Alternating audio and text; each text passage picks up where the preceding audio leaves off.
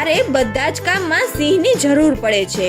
આ સાંભળીને સાંઢને ખૂબ જ ગુસ્સો આવ્યો, પણ તેમને ગુસ્સા પર નિયંત્રણ રાખ્યું અને શિયાળની વાત પર વિશ્વાસ ન કરવાનો પ્રયત્ન કર્યો. આવી રીતે શિયાળ એ સિંહ અને સાંઢના મનમાં શંકા ઉત્પન્ન કરવામાં સફળ રહ્યો. એક દિવસ સિંહ અને સાંઢ વચ્ચે લડાઈ થઈ અને સિંહ ગુસ્સે થઈને સાંઢની ઉપર તરાપ મારે છે અને સાંઢે પણ પોતાના શિંગડા નીચે કર્યા અને સિંહ ઉપર સવાર થઈ ગયો. આ રીતે બંનેમાં લડાઈ કેટલાક કલાકો સુધી ચાલી. બંને સામે સામે ખૂબ જ તાકાતવર હતા અને છેલ્લે સિંહ અને સાંઢ બંને મૃત્યુ પામે છે. શિયાળ ત્યાં આવે છે અને ખૂબ જ જોર જોરથી હસવા લાગે છે. શિયાળ બોલ્યો, તમે બંને મૂર્ખ છો. તમને તમારી મિત્રતા ઉપર જરાય વિશ્વાસ ન હતો.